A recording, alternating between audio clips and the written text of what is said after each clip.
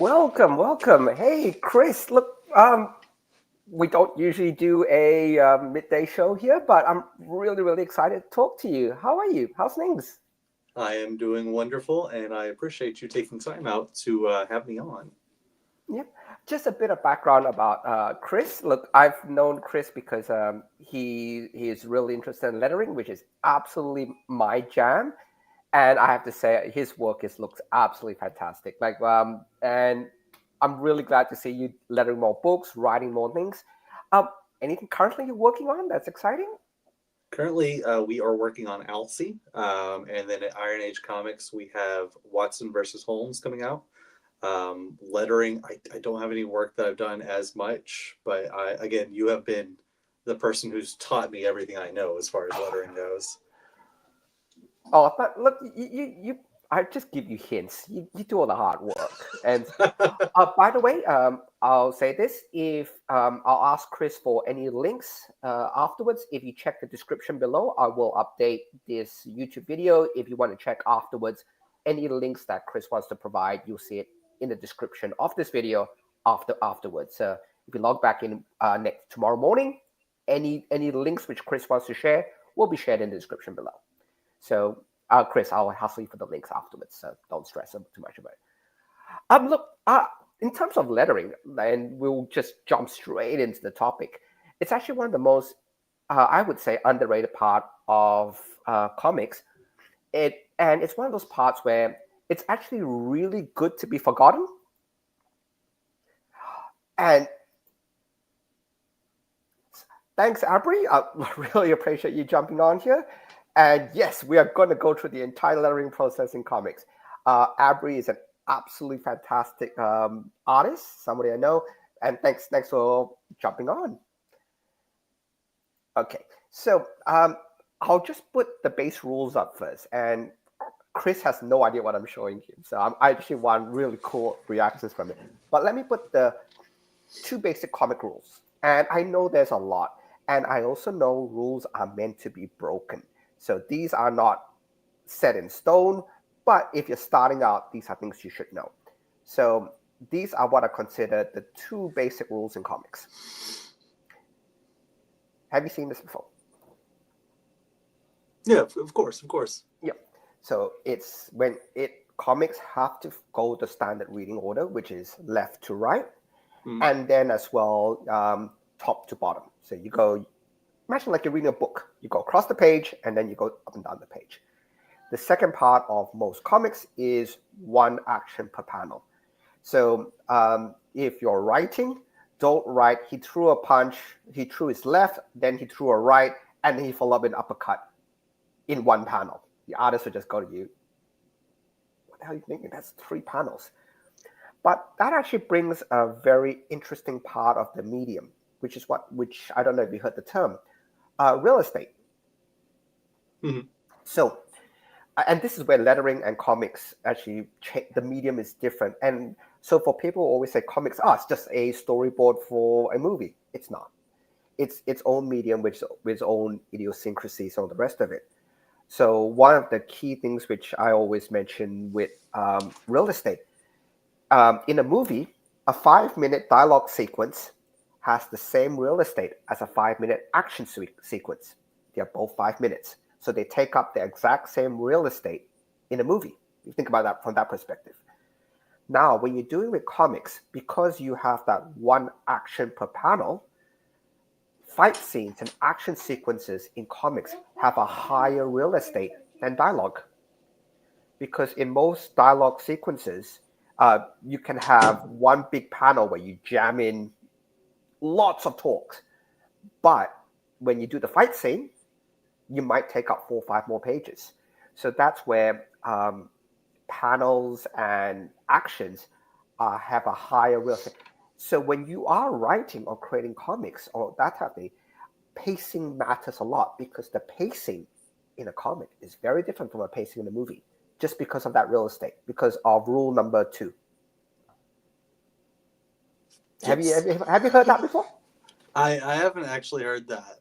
I thought that was interesting, especially you mentioned that we can break rules too. and you were Oh, talking you can about the break rules. punches. Yeah. Yeah.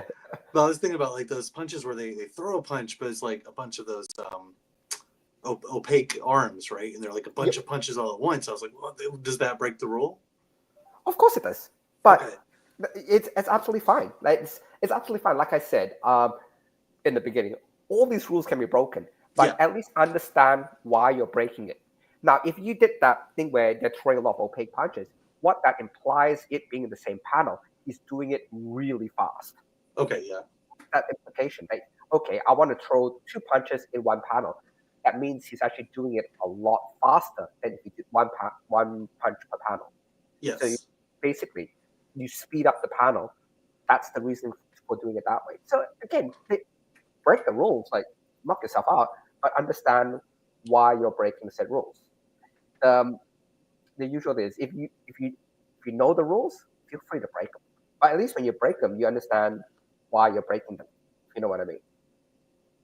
Give me a sec. I'll show you this one. And just going back. So this is a very stop sharing this one. Remove this one. This is a very big set. This one I prepared earlier.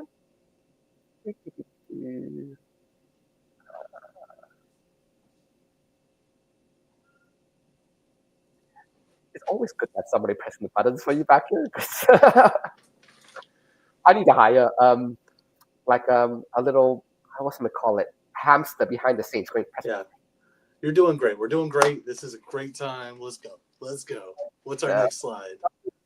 Okay, so this, as you can kind of see here, Oh is my gosh. a very.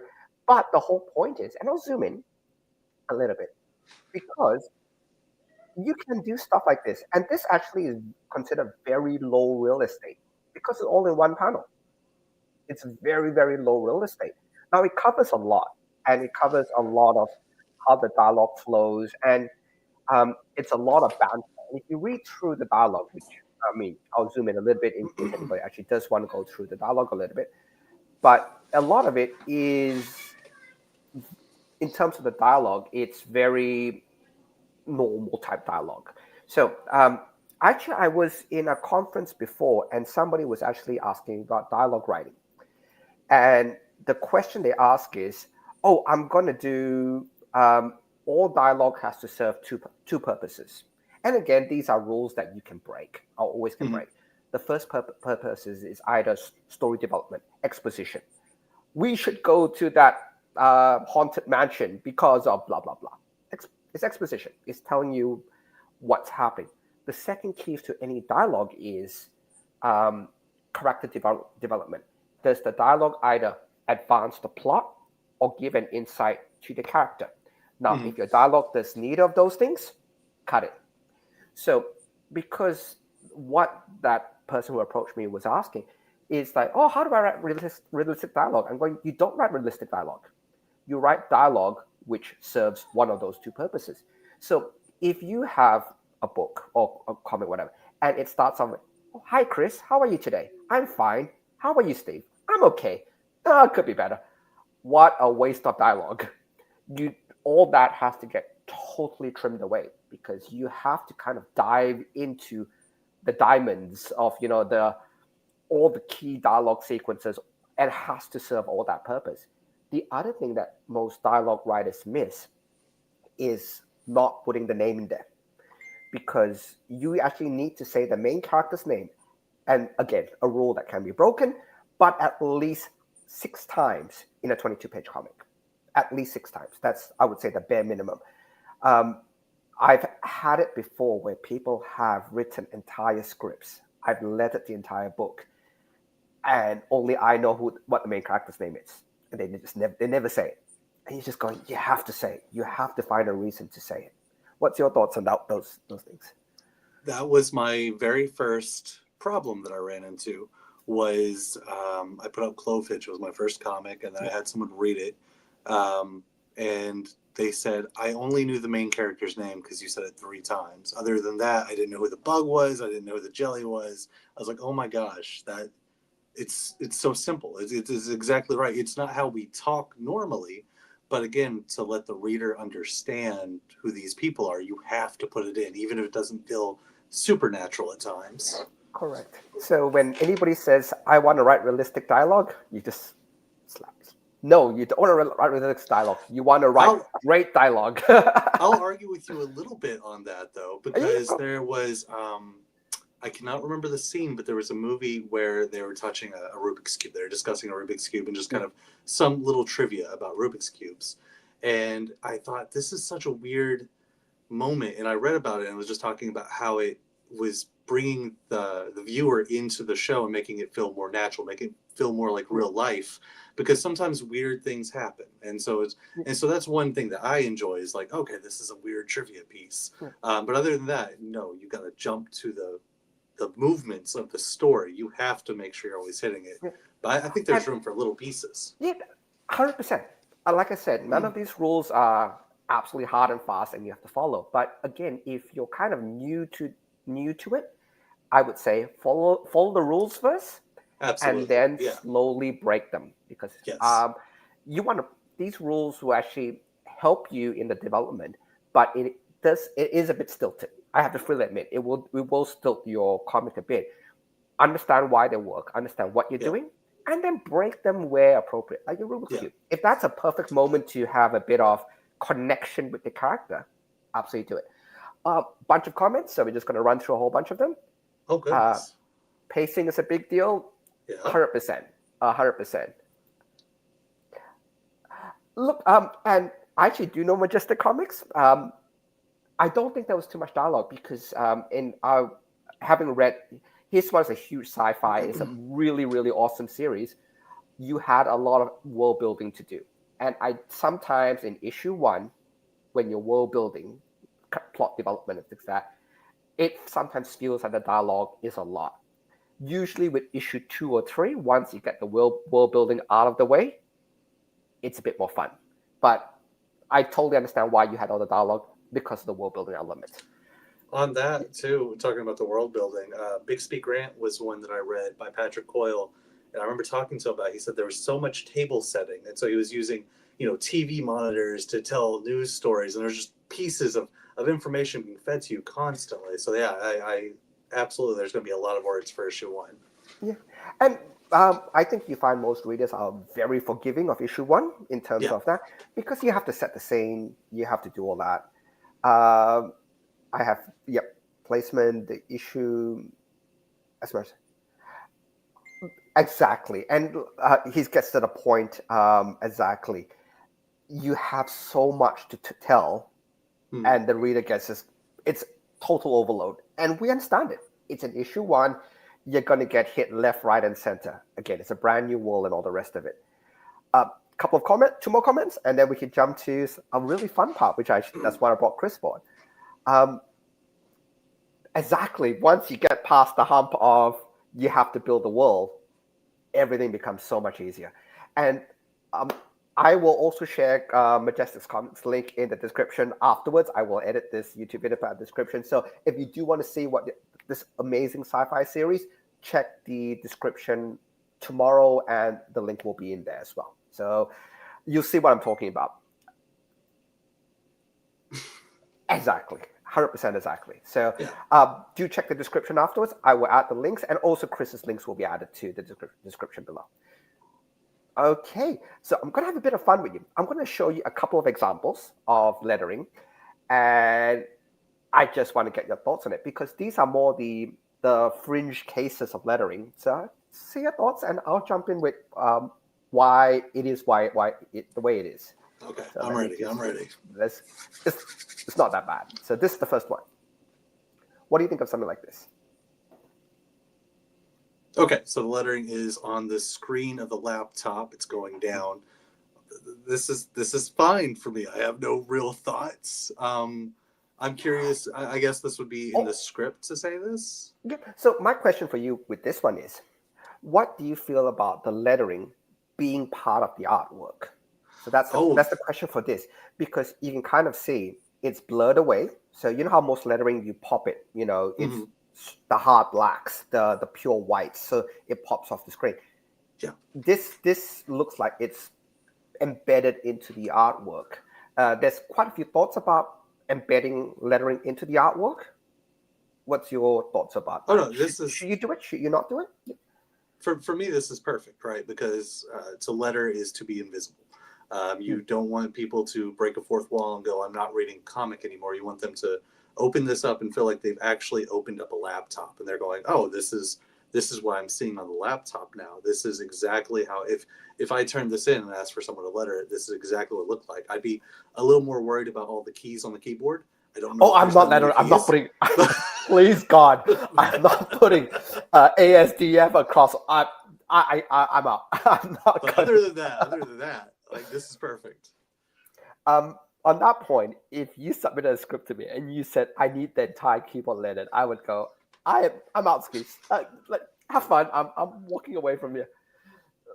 Actually, by the way, what I would do, just to give you a heads up, if I was told to letter that keyboard, I would have found a keyboard layout, or I would have just built one, just like draw a square and built one. So not put a mask layer down for his fingers, put the keyboard underneath the mask layer, and basically redo the entire keyboard. I appreciate you. I would have done it. You told me you wouldn't do it, and then you told me exactly how you do it and make it perfect. It's just like, so you can do it. You would still do it. I still would not be happy. Oh, look, I always say this when I letter for different publishers and stuff like that. When sometimes some things are going, that X panel took me an extra hour to do just because I wanted it that way. And then you go, and the funny thing is, the people who read it won't even notice that I've done that. And no. So much effort. But that's one of the things. I do actually like when you can embed lettering into the artwork where it doesn't look like the letterist done it. I have no idea. It looks like art. It's just like, okay, I'm still reading the story. Nothing's broken. Cool. So that's one of the first cool examples. And I will bring up the next one. Give me a sec.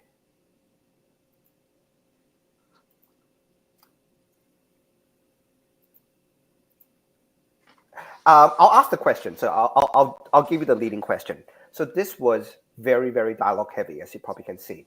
Mm-hmm. When the creator gave it to me, it wasn't broken apart. It was basically he didn't specify you had to break up to dialogue bubbles through it. This creator does trust me, and he says, look, do what it takes to make it look good.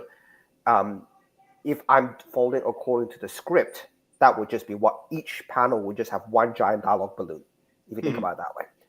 But because I split it into those multiple dialogue balloons, what's your thoughts about deviating from the script for this purpose? And you can read it. I don't know if you can read it. I've read this. I've read this a few times, actually. I remember you sent me this way back when I first tried to learn to letter. And this was one of the first ones that I fell in love with, because I do enjoy a lot of how this is done. I believe breaking up the bubbles is the best way, in my opinion, to do it. I've seen plenty, like I'm looking at this now. You could have the blocks of bubbles, just easily just throw up all the words. But whenever you break up a bubble like this, whenever you break up words like this, each one of these sentences changes inflection. So, long time to stay alive, a long to hunt, a long time to kill, right? That a long time to kill at the very first panel now has more inflection than if it was just in a giant bubble by itself. It would just be buried with all of the other words. One question for you to let you answer is left to right, right? That's how we do our bubbles. But in this one, we have a left to right to left to right. For me, it's a character kind of feeling emotions, right? Because he's going back and forth in his feelings. Is that how this was meant to be presented? Exactly. It's meant to be, like, you can kind of tell this particular character is going through his streams of consciousness. He's just blah. He's monologuing. And when you're monologuing, it's nice to keep switching, because when you read, you go left to right anyway. So you can move from left to right. That's no issue. But the breaks of it makes it look And I'll show you another example afterwards. It's actually okay to be a little bit messy because these are his thoughts, and his thoughts are messy. So it doesn't make it totally clean. Like I could do just straight left, straight across. It doesn't have the same impact. Making it look a little bit messy actually has a stronger impact. And like you said, I always think when I'm lettering, and again, it's purely up to the creators. I will, when I'm lettering for publishers and stuff like that, I do as I'm told. If you tell me uh, follow the script 100%, I follow the script 100%. Yeah. Not my. But most creators will actually say to me, "Hey, look, do a little bit like it's like most artists. When you write a script, an artist can come back to you and go, you know what, you said this, but what if we did this?" And you need to give your collaborators a little bit of flexibility because you're the dialogue coach here. If you think about it, imagine if this was a movie, you'll be saying, "How should I say it?" And then each of the bubbles is, like you said, that inflection point um, to emphasize that. I'll show you another example, and let me just bring this one up. Uh, do, do, do, do, do. And I'll give you the comment from the editor as well. I'll tell you what the editor said, and you'll see what I mean. So give me a sec. Pop this one here.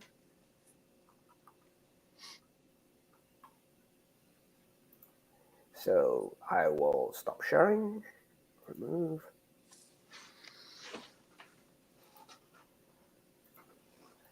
Okay, so look at this particular panel. Oh, goodness. How do you read it? And I'll give you the explanation behind why it is what it is. No, of course. So my initial reading of this is going to be left to right first. I know I should probably do top to bottom. I haven't read any of these words, so I don't know what's happening just yet.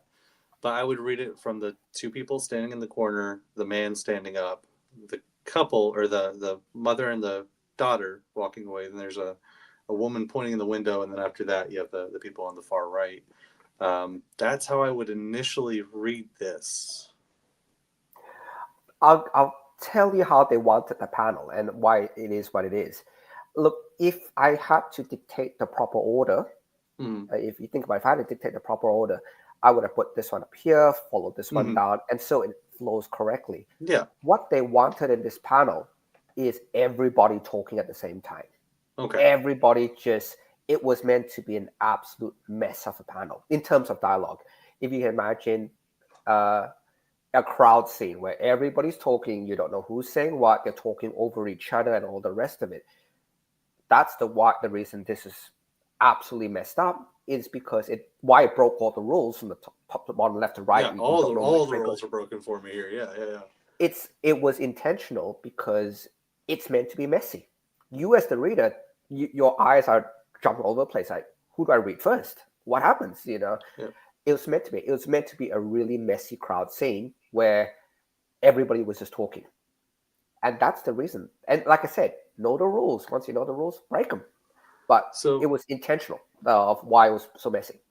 So on this, we've discussed before in the past about the placement of bubbles creating a loss of space, right? Like if it's a tight tunnel scene, you put all the bubbles together, things like that. Yep. Why, I'm asking you this, why did the bubbles not get closer together? Why didn't you have them closer in this specific scene? There's such a good reason for that one. If you notice, they're all walking in different directions. Okay. Everybody's moving, like this guy's up here. They're walking away there. They're walking away there. I have to explain the story a little bit so it makes a bit more sense. This guy here got shot in the previous scene. I see the body. Yes. Yeah. So he got shot in the previous scene. And what was happening is once he got shot is instead of everybody trying to help him or to call the police or whatever, nobody cared. And what happened was everybody walked away from the body. So I'm telling the story element so I understand. And so as everybody walked away from the body, my active choice was to spread the balloons over the place because they're all leaving the site of the murder, if you will. They don't care. Okay. Like you can tell. Like you can read the wording, and this is a mess, I don't really care. And as everybody moves away, you spread the balloons apart. Spread the balloons, yeah. So there is thought.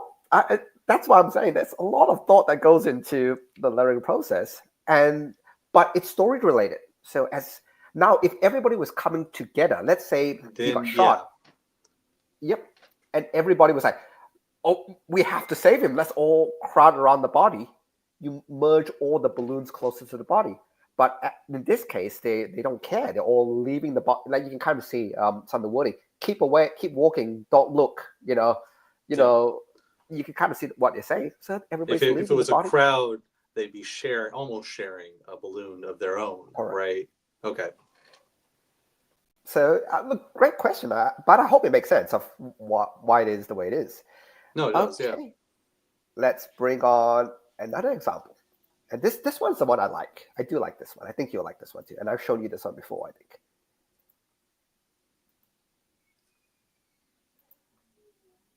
Your thoughts on this one? Give me just a moment. And understand what it does. And I break some rules here as well. So this is. Do you break rules here? For me, I break the one action per panel rule. Go ahead and explain to me. For me, this is a fine scene. I don't feel like anything's breaking, but I'm assuming the made the prices go down is break. You let me know a little bit more. I want to hear from you. Okay, so I'll the next example actually will show you this. So there is a rule that is, as I mentioned before, you can only have one action per panel. Yeah. There are actually 3 actions in this panel. So, and this is where dialogue can be really cool to let you break actions. So imagine if you're reading left to right. Okay? Mm-hmm. So he talks first. Oh, don't worry, I got this really cheap. You imagine this in a movie setting. Got this really cheap. Let me say certain things have happened here last year, Dad. He pauses. He wipes his mouth. And then he finishes the sentence. 3 actions, 1 panel. That makes and more it's the sense. dialogue that makes it. Yeah. You remove the dialogue. All he does is wipe his mouth. Put the dialogue in. He talks, pauses, wipes his mouth, finishes the sentence. 3 actions. I absolutely see that. Now, yeah, because otherwise you'd have a whole scene of it. But the pause, because it's also wiping the exact same way when you look at it. He has it on the one side. That's the side the bubblers are on. And it goes across.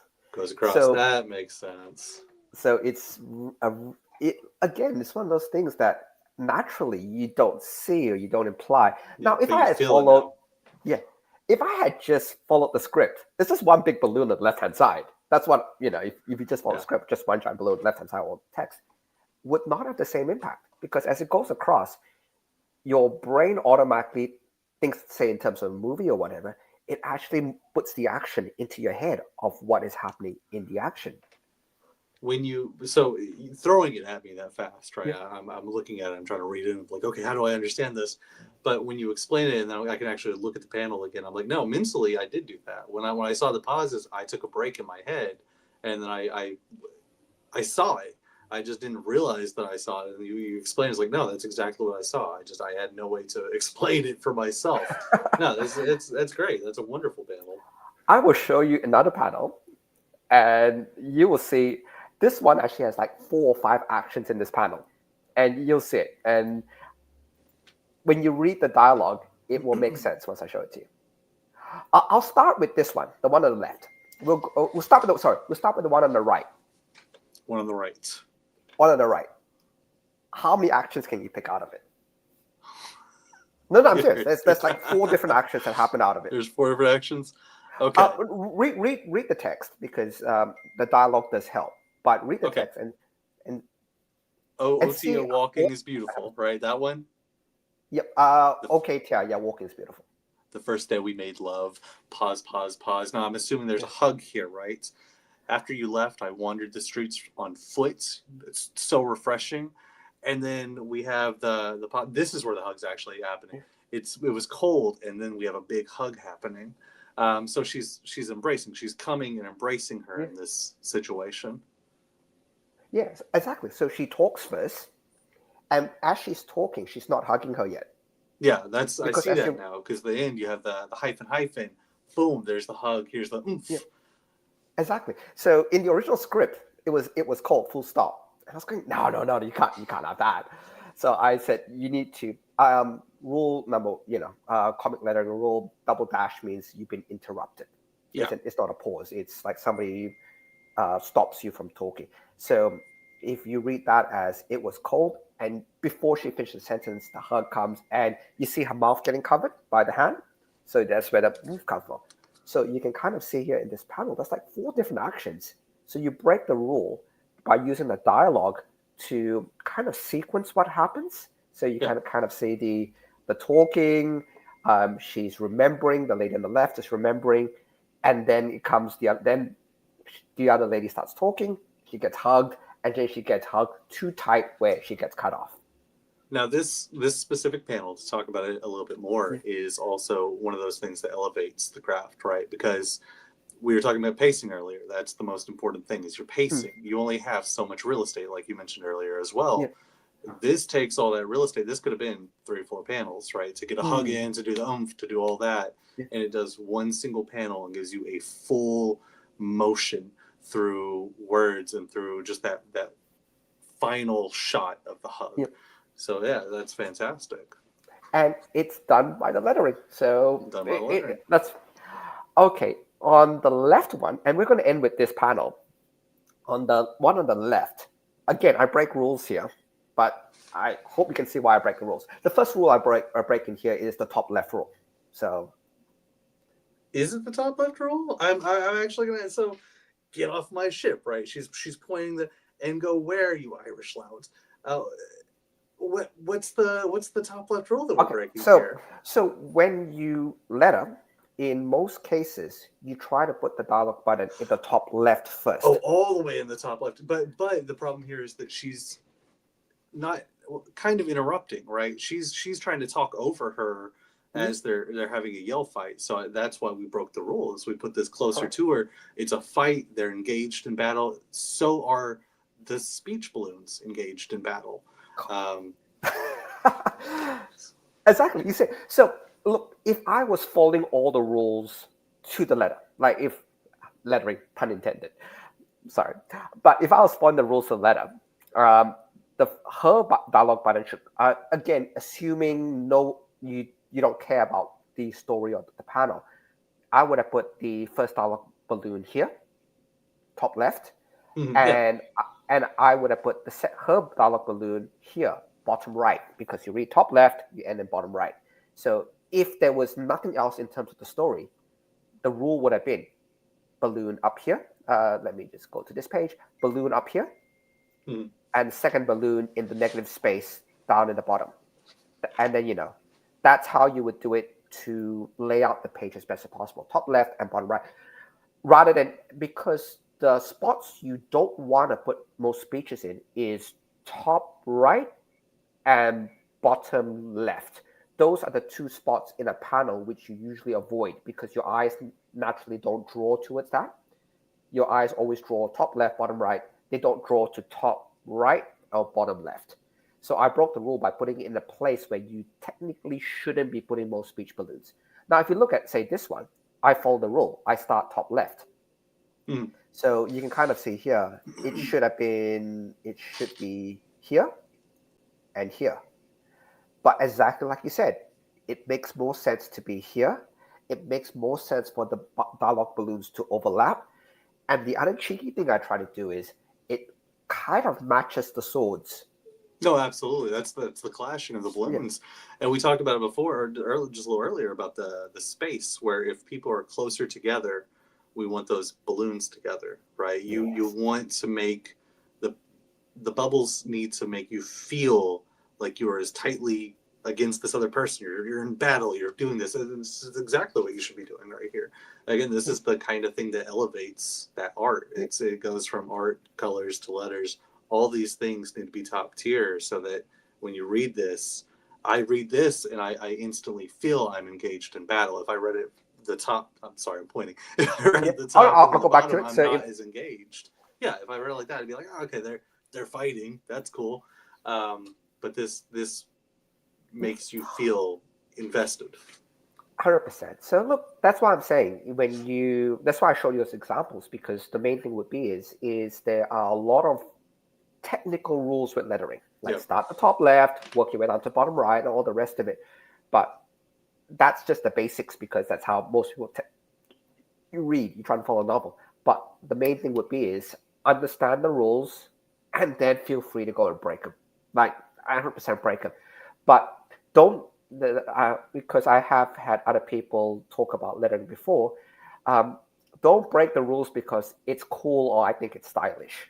I no, break it where it makes sense to the story.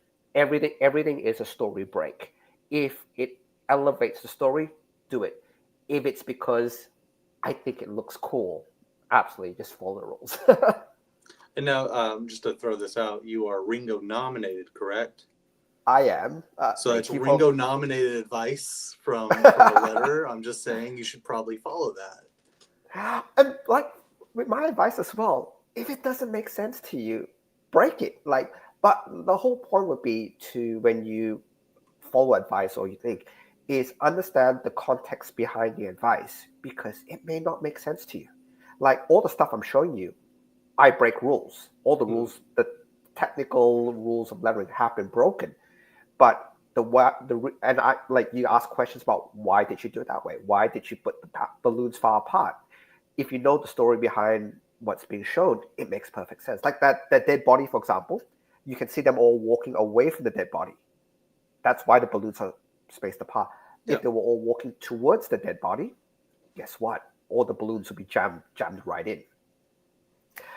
Look, that's really about it. Look, thank you so much. I really want to get your thoughts on a lot of this. And I also wanted to show that there's a lot of thought process that goes in lettering. It's not just let's get these words on a page and get it out as possible. I always try to do my best to have something that makes sense story-wise, because I always think as myself as the dialogue coach. I always think myself as the sound engineer and all that. And it's always a lot of fun. Now, the technical part of how to use certain tools and stuff like that, I think yourself, Chris, you wanted a demonstration. And I'm in 2026. I'm happy to do something along that lines. If you're happy to come back next year. Oh, absolutely. Absolutely. I'll come back. I would love to ask you a bunch of questions and then try to make you do things and see if you can actually do it or not. Like, turn this page creepy. Let's see what happens. Okay, so we've got 2 more comments to cover, and then we'll just wrap up. So, thank you. And this was back before 100% conflicts of thoughts. Like, the more messy you make the balloon sometimes, the more you can see the guy, he's this stream of consciousness. He's thinking, oh, bit of this, bit of that, and it messes his thoughts. This is back to the 3 panels with a lot of things. The vampire guy. Yeah. That's my favorite one is the vampire one. I know. And by the way, props. The guy's name is Trevor, who wrote that. I actually really like his dialogue. I really do like his dialogue, because it's one of those which is expositional, like he's explaining his life story, but there's so much character development in it. If you actually read it, there's so much pain in what he's saying. Like he's a vampire. It's a bit of story context. He's a vampire who wants to commit suicide, and he doesn't know if he can. Yeah. Because it's so difficult to sit in the sun. Because if you think about it, one of the more horrific ways to die is to getting burnt alive. He doesn't want to sit there 20 minutes in the sun and die that way. He doesn't want that. He wants something that's quick and painless, but he doesn't know how to kill himself quick and painlessly. You know what I mean? And again, that's 3 panels. You show the disjointed thoughts. You show the ways he's acting. You have the dialogue, internal and external, about what's happening. So again, real estate. This is just it's high tier writing, right? This is exactly what we want to be doing. Fantastic. So, guys, if you're watching this or you're watching this on replay, make sure to like and subscribe, and we'll catch you in the next one. Thank you, Chris, for your time. Thank you.